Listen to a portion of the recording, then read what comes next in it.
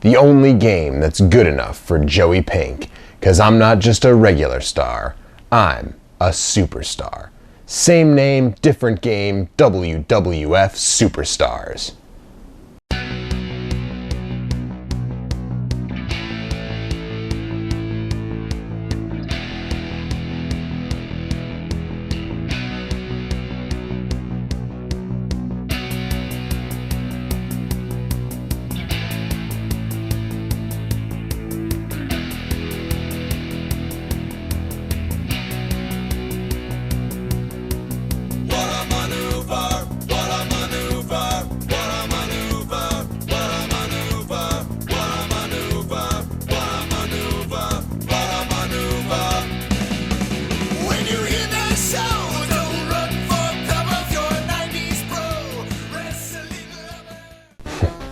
Yes, friends, it is once again time for the same name, different game, WrestleMania Special, and I'm your special host, Joey Pink. This is the 5th WrestleMania Special that we've done here, and I just want to thank all you fans in the same name, different game universe for supporting us for this whole time.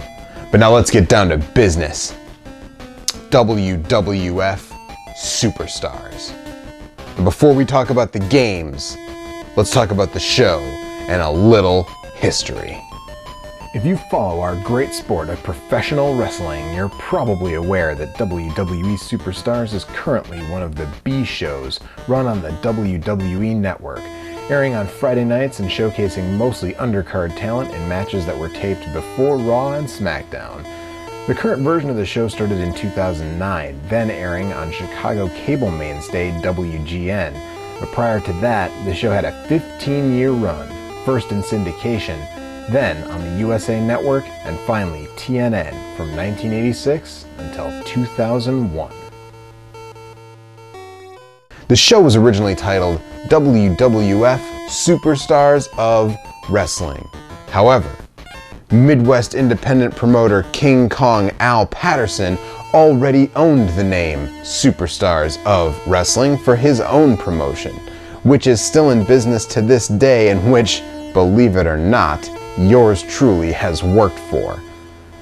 But anyways, the WWF dropped of wrestling, and at that point the show became known simply as WWF Superstars. Superstars was the main attraction of WWF's syndicated lineup, which was a big deal in those days, as cable didn't have nearly the market penetration it does now. The biggest matches of the day took place on either Superstars or All American Wrestling, the company's flagship cable program. So when it came time for video games, WWF Superstars was a natural title to pursue.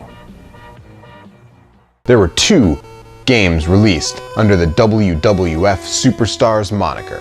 The first was in 1989 by Technos. The project was headed by Yoshihisa Kishimoto, the man responsible for the Kunio series, the man responsible for the Double Dragon series. And it shows, fans. Take a look at these character models and animations. There is more than a passing resemblance to Double Dragon. In fact, it looks like Billy Lee is a WWF fan. There he is in the front row.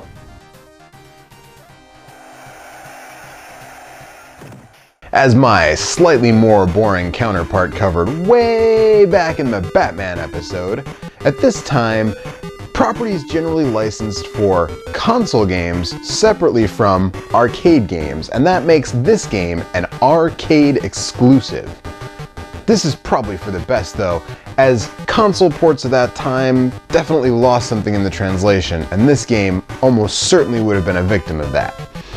Now, the roster we see here is comprised of 8 characters, 6 of which are playable. And looking at that roster, we get the distinct sense that this game was being worked on right around the time of SummerSlam 1988. The unplayable bosses are the Mega Bucks, the $1 Million Man Ted DiBiase, and Andre the Giant. They weren't a team for very long, and their biggest match came against 2 other members of the roster, Hulk Hogan and Macho Man Randy Savage at the inaugural SummerSlam. We also have the Ultimate Warrior, who ended the longest Intercontinental Championship reign in history by beating our next roster member, the Honky Tonk Man, at that same event. Rounding out things are Hacksaw Jim Duggan, who was predominantly featured at SummerSlam '88 in an episode of The Brother Love Show, and the Big Boss Man, who faced Coco Beware at the event. A couple of interesting things about all this.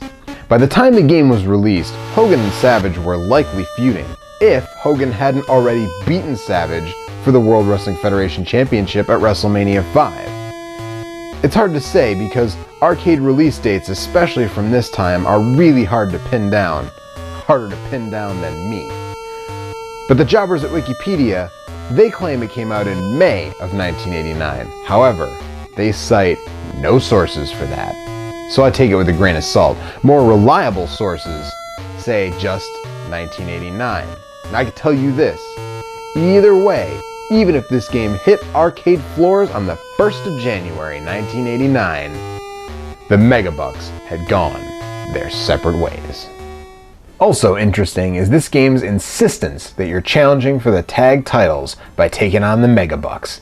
For all the star power there, the Megabucks never held the World Wrestling Federation Tag Team Championship.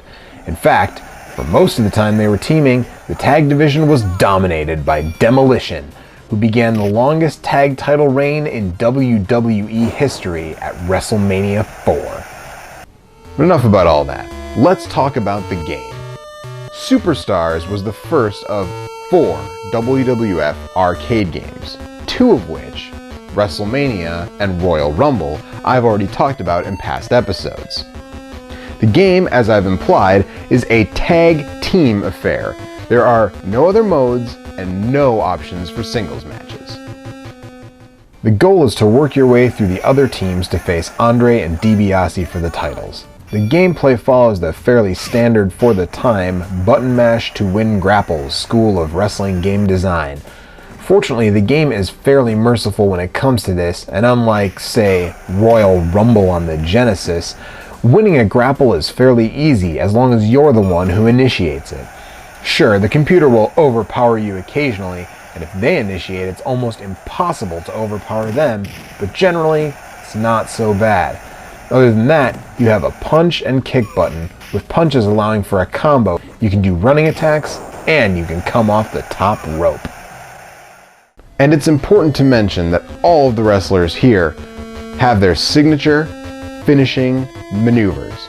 From the shake, rattle, and roll to the big elbow from the top, they're all included. And when it comes to multiplayer, you got a bunch of options. So you can go single player, you pick 2 wrestlers, you go for the Mega Bucks. You can go co-op, where you and a partner each choose a wrestler, tag up, and go after DiBiase and Andre. Or there's a 2-player versus option, where each player chooses a team of 2 wrestlers.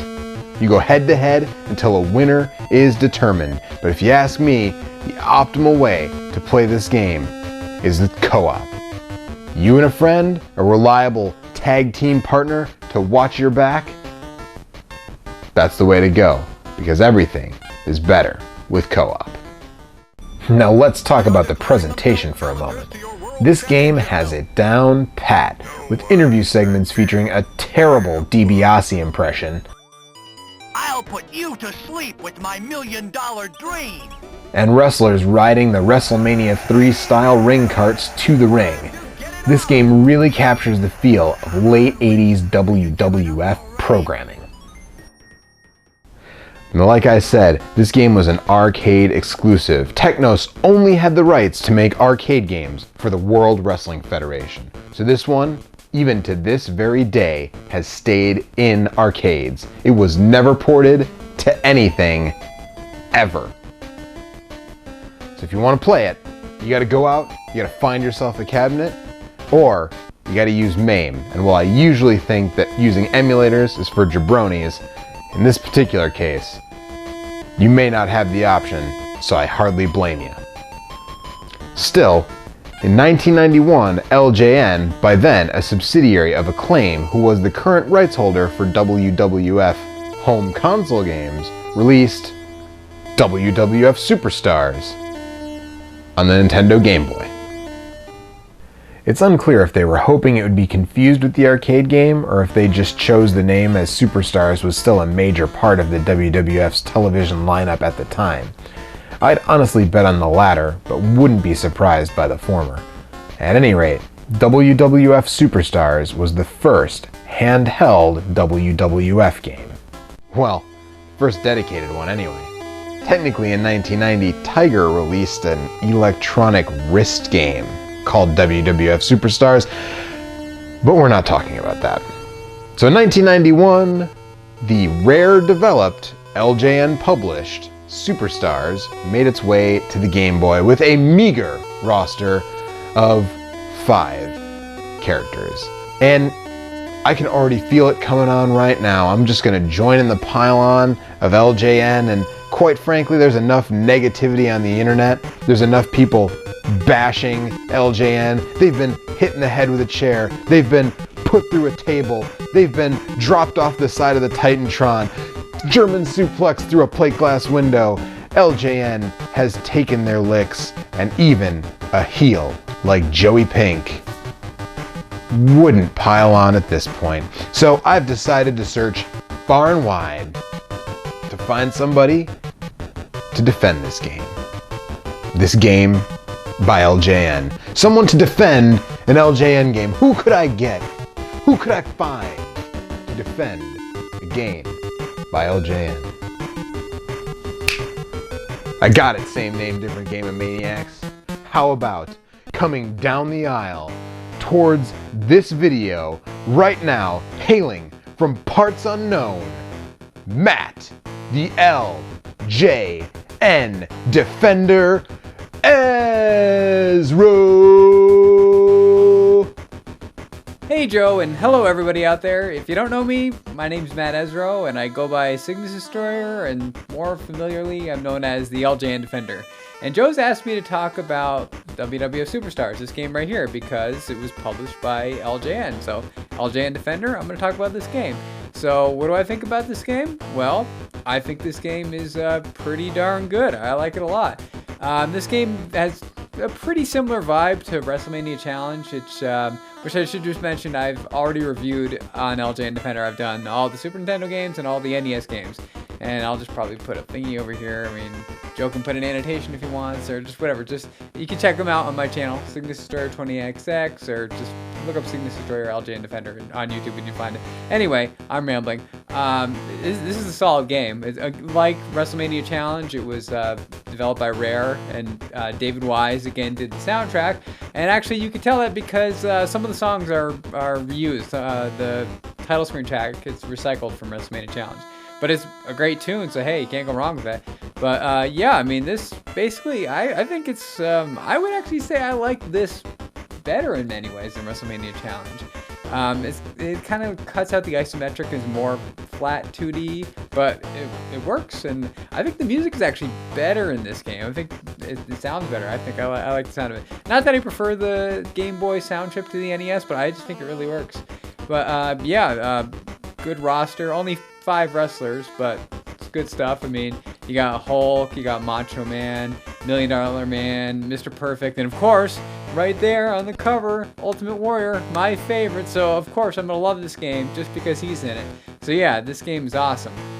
There's not much gameplay-wise. It's not very in-depth. There's basically just, you know, your main tournament mode or whatever.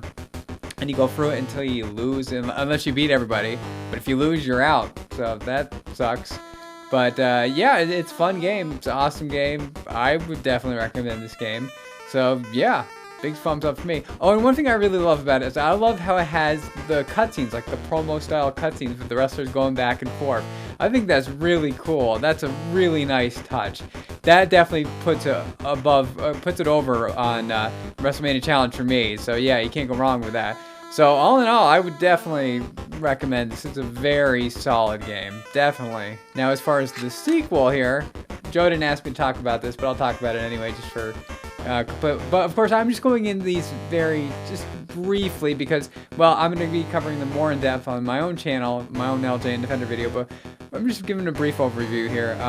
So this one, the sequel, is not developed by, it was not developed by Rare, it's developed by Sculptor Software, so in many ways it's kind of like Steel Cage Challenge, but what Steel Cage Challenge should have been. Like, this is Steel Cage Challenge actualized, because it has a lot of the same gameplay styles and whatnot, but the graphics are better, the music is way better, again, composed by Paul Webb, just like Steel Cage Challenge. Yeah, everything is way better in this, so absolutely. Just a great roster too. No Warrior, but still pretty solid roster. You know, you got Hulk, you got Macho Man, you got the Mountie, Undertaker, Sid Justice, and Jake the Snake. And a funny little bit that I really dug was on the title screen. You see Hulk come in and do like a jump kick to Jake the Snake. It's hilarious. You should definitely check that out. I'll put the footage behind me. But it's so funny. But yeah, this is, again, a really solid game. I was surprised. You know, I figured like Steel Cage Challenge was kind of like a disappointment after WrestleMania Challenge. But no, this is still a pretty solid title itself. So yeah, really, either one of these you can't go wrong with. So yeah, I would definitely recommend these. So yeah, both these get a big thumbs up for me. If you're a WWF fan, wrestling fan, play these games. So yeah, that's about as far as I'm going to go in about these games right now. So if you like what you see here with me, then check out my channel. Go over to my channel, Signature Destroyer 20XX. Just look up the LJN Defender, Signature Destroyer, whatever. So there you go. I hope you liked it, Joe, and I hope all you guys out there liked it too. So yeah, this is Matt Ezro, the LJN Defender, Signature Destroyer, signing out. Bye-bye, everyone. Thanks, Matt. I really appreciate you tagging in to help me out with that. If you want to know more about the NES or Super NES, LJN, and Acclaim published WWF games, Matt has 2 videos on his YouTube channel right now that are pretty great, and I highly recommend you check them out. Links are in the description, Daddy. One thing Matt didn't dig into is that Superstars on the Game Boy avoids the button mash to win grapples thing that the arcade game has. Grapples are limited, yes, but they're done by pressing the A button when near a crouched opponent, and I have to laud it for that. You know, well, it's not the best thing. I really feel like this game gets a lot more garbage heaped on it than it deserves, and it's probably mostly just because it has this rainbow at the bottom.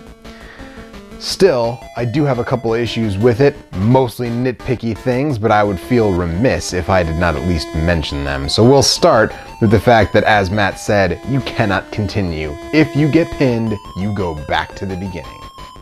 Second thing is that you can only be counted out. Your opponent can never be counted out.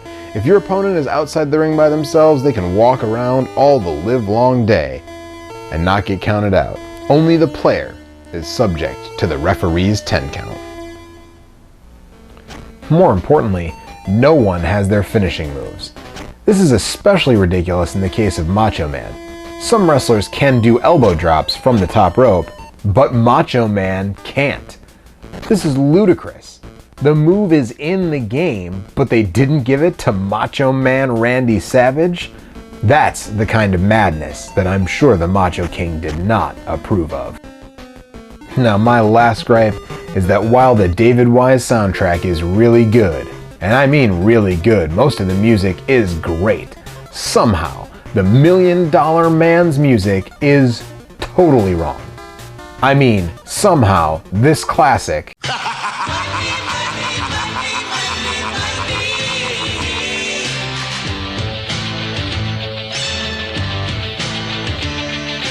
Everybody's got a price. Everybody's gonna pay. became this.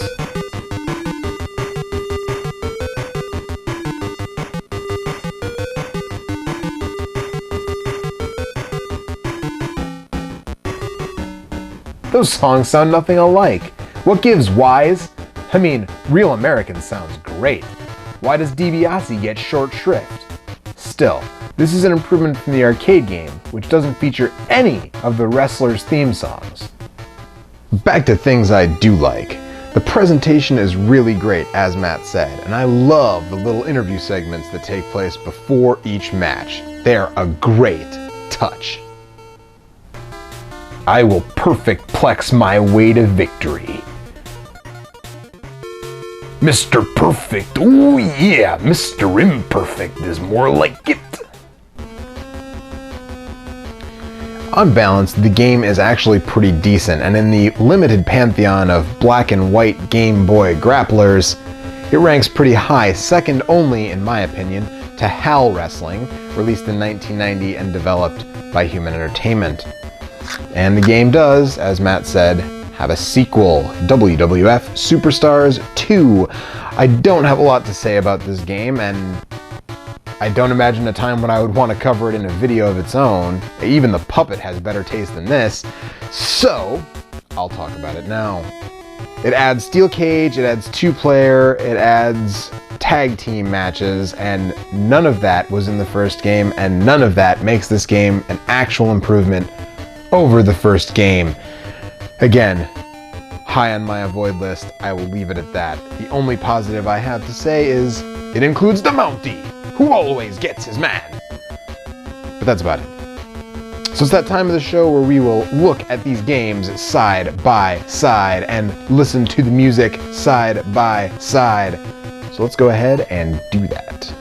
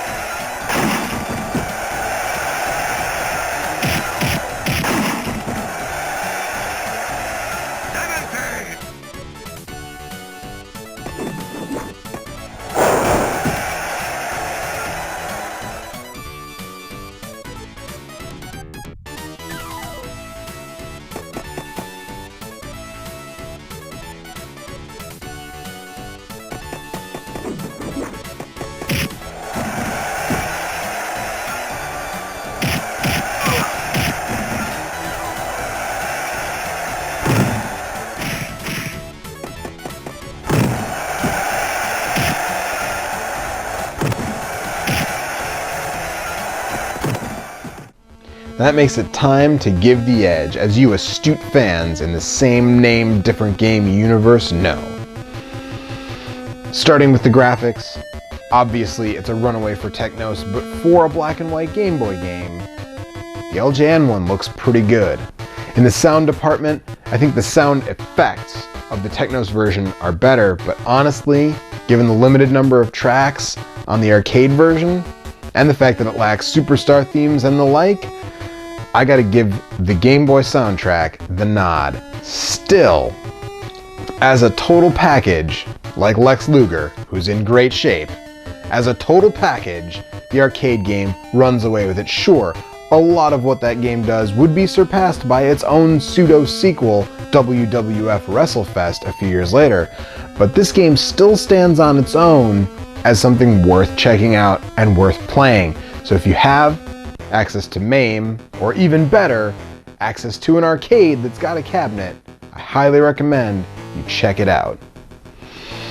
So that's it for this episode. I want to thank once again my tag team partner for this episode, Matt the LJN Defender Ezro, for stopping by and talking about the Game Boy versions. check out his channel. There's a link right here. I put it right here for you. You just click on this and you can go to his channel right now. And of course, check out onthestick.com, where we post video game and wrestling content all the time to feed all of your nerdy needs. And remember, you know what's coming. Remember, I'm Joey Pink, and the pleasure was all yours. See you next time.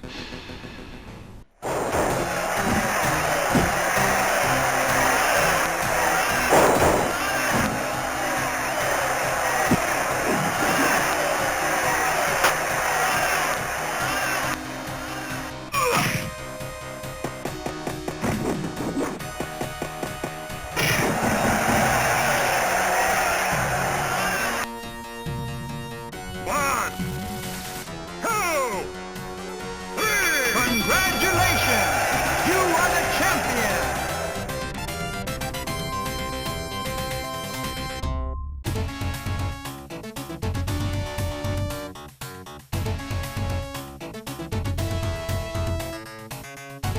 I'm pleased to present you with this championship belt.